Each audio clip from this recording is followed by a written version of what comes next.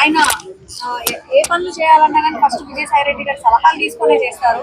అలాంటిది వాళ్ళిద్దరి మధ్య అంత బాండింగ్ ఉంది. ఇప్పుడు ఈయన పార్టీ నుంచి బయటికి రావడం, దీని తర్వాత జగన్ గారి మీద ఇలాంటి వ్యాఖ్యలు చేయడం ఎంతవరకు కరెక్ట్ అంటారు? అది ఎలాగంటేనమ్మా, విజయసాయి రెడ్డి గారు చెప్పే ప్రకారం అయితే ఏంటంటే, జగన్మోహన్ రెడ్డి గారు ఒక క్వార్టరీ చుట్టూ ఉన్నారు.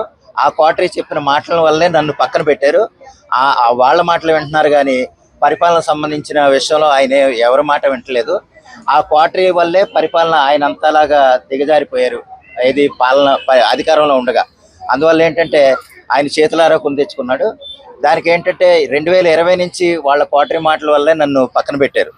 ఆ పక్కన పెట్టడం వల్ల ఏంటంటే లిక్కర్ స్కామ్లో కూడా నన్ను ఇరికించాలని కొంతమంది సలహాలు ఇచ్చే నేను ఇప్పుడు ఈరోజు నిన్న కూడా ఈడీ డైరెక్టరేట్ అంటే ఎన్ఫోర్స్మెంట్ డైరెక్టరేట్ ఆదేశాల ప్రకారం నేను హాజరవటం, వాళ్ళ ముందు హాజరయ్యాను. నా నివేదికలు నేను ఇచ్చాను, నా వాంగ్మూలాన్ని నేను ఇచ్చానని చెప్తున్నారు. అయితే ఏంటంటే విజయసాయి రెడ్డి గారు అయితే మనకు బయటకు వచ్చేసినట్టుగా ఆయన మాటలు బట్టి తెలుస్తుంది. యాక్చువల్గా కూడా యాక్టివ్గా లేరు కూడా. మనకి ఆయన ఏంటంటే ఇంతకుముందు ప్రతి విషయంలోనూ వైసీపీ తరఫున ఏది మాట్లాడాలన్నా సరే విజయసాయి రెడ్డి గారే ముందుండేవారు. అటువంటిది 2021 నుంచి ఆయన పూర్తిగా బయటకు వచ్చారు. అప్పుడప్పుడు మాట్లాడినా కానీ జగన్మోహన్ రెడ్డి గారి గురించి పెద్దగా అంటే మరీ వ్యతిరేకంగా అయితే మాట్లాడలే. ఒక లెక్కర్ స్కామ్ వచ్చినందువల్ల ఏమన్నా బయటపడ్డారా, లేకపోతే బయటకు రావాల్సి వచ్చింది అనేది ఈ నివేదికలు పూర్తిగా వస్తేనే కానీ మనకు తెలియదమ్మా. అయితే ఏంటంటే ఆయన ఇంకో మాట ఏం చెప్తున్నారంటే, బలంగా జగన్మోహన్ రెడ్డి గారు ఎట్టి పరిస్థితుల్లోనూ అధికారంలోకి వచ్చే అవకాశం లేదు. ఏ విధంగానంటే కూటమి ప్రభుత్వం ఇంత బలంగా ఉన్నప్పుడు అధికారంలోకి వచ్చే అవకాశం లేదు. వీళ్ళు ఏదైనా కూటమి ప్రభుత్వం ఏదైనా చీలికలు వస్తే తప్ప జగన్మోహన్ రెడ్డికి అంత అవకాశం లేదన్నట్టుగా ఆయన చెప్తున్నారు. ఇదైతే ముఖ్యం.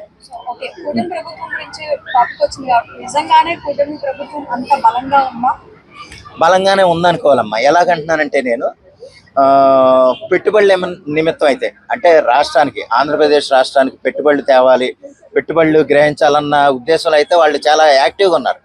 ఆ విషయంలో ఆకర్షించాలి. ఇప్పటి వరకు మనకి గూగుల్ రావటం కానీ, లేకపోతే రిలయన్స్ రావటం కానీ, లేకపోతే పెట్రోలియం కెమికల్స్ ఈ కంపెనీలు రావటం కానీ, లేదా ఇప్పటి వరకు 20 లక్షల కోట్ల పెట్టుబడులు ఆంధ్రప్రదేశ్ రాష్ట్రానికి రావడానికి కారణం అయితే కనుక చంద్రబాబు నాయుడు గారి కృషి, కూటమి ప్రభుత్వం యొక్క పట్టుదలే దానికి కారణమని నేను అనుకుంటున్నాను. ఆ విధంగానే వాళ్ళ ప్రయత్నాలు అలా చేస్తున్నారు. సో మరి చాలా మంది అయితే ఊర్లలో ముఖ్యంగా చూసుకుంటే కనుక వృద్ధులని కానీ, లేకపోతే ఎవరైతే ఒక 40 to 50 ఏజ్ గ్యాప్ లో ఉన్న వాళ్ళని అడుగుతున్నా కానీ అనవసరంగా మేము ఓట్ వేసామే, అనవసరంగా ఓట్ వేసి గెలిపించుకున్నాం, కూటమి ప్రభుత్వం పరిణామాలు కూడా చాలా దారుణంగా ఉన్నాయి, ఇక్కడ చూసినా సరే క్యాస్ట్ ఫీలింగ్ ఒకటి తీస్తున్నారు, అండ్ తర్వాత ఇంటికి వచ్చి కొడుతున్నారు, ఇలాంటివి కూడా చెప్తా ఉన్నారు. ఏమంటారు దానికి? ఏమంటానంటేనమ్మా, అది యాక్చువల్ గా వాళ్ళు చేసినా చేయకపోయినా సరే ప్రతిపక్ష పాత్ర వహించే జగన్మోహన్ రెడ్డి గారు వాళ్ళ వైసీపీ పార్టీ ఆ విధంగా కృషి చేస్తున్నారు. అంటే కూటమి ప్రభుత్వంలో ఒక రిఫ్ట్ తేవడానికి కానీ, లేదా కూటమి ప్రభుత్వం ఏ పని చేయట్లేదు, అసలు ఆంధ్రప్రదేశ్ అనేది రాష్ట్రంలోనే ఉందా అంటే దేశంలోనే ఉందా అన్న విధంగా వాళ్ళు అలా క్రియేట్ చేసి వాళ్ళు ఆ విషయంలో కొంచెం సఫలీకృతం అవుతున్నారు. అంటే ఏమీ చేయట్లేదు, గ్రౌండ్ లెవెల్లో కనీసం పరిపాలన వదిలేసి దేశాలు తిరుగుతున్నారు.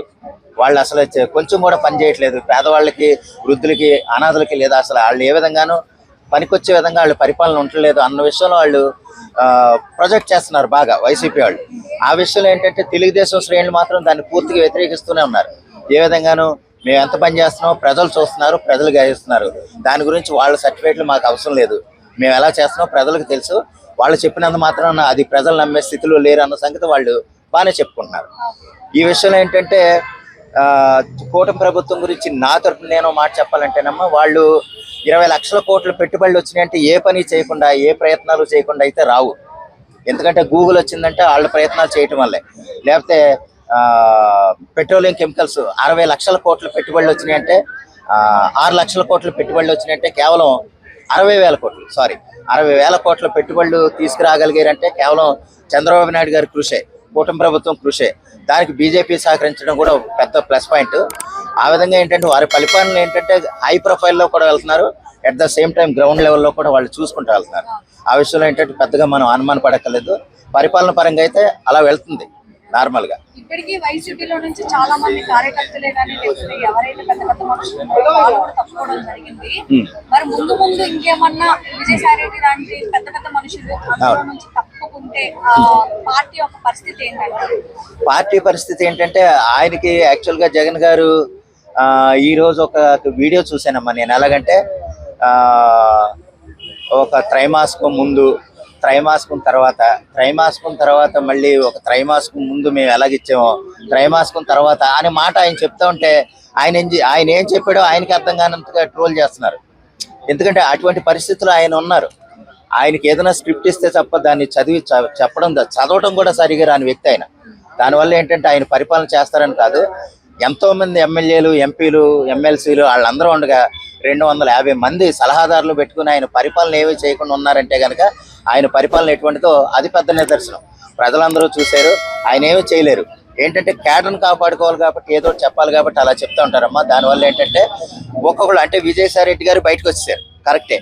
మిగిలిన చాలా మంది నాయకులు ఇప్పుడు ఆనో నారాయణ రెడ్డి గారు కొంతమంది స్తబ్దతగా ఉన్నారు. కొంతమంది ఏంటంటే బయటకు వచ్చేద్దామని చూస్తున్నారు, కానీ వాళ్ళకి ఆల్రెడీ జగన్మోహన్ రెడ్డి గారు ఇచ్చిన పేమెంట్లు అలాగున్నాయి. అందువల్ల ఏంటంటే కొంతమంది అలాగ ఆగిపోయి ఉన్నారు. ఒక్కసారి కనుక పార్టీ ఇంకా స్తబ్దతగా ఉంటే కనుక బయటకు వచ్చేస్తారు. ఖచ్చితంగా తెలుగుదేశం పార్టీలో జాయిన్ అయ్యే అవకాశం ఉంది. కొంతమంది ఏంటంటే జనసేన వైపు కూడా చూసేవాళ్ళు ఉన్నారు. ఓవరాల్గా ఏంటంటే ఆయన జగన్మోహన్ రెడ్డి గారు పరిస్థితి ఎలా ఉందంటేనమ్మా, ఒక క్వార్టరీ చుట్టూ ఉంటారు ఎప్పుడు కూడా.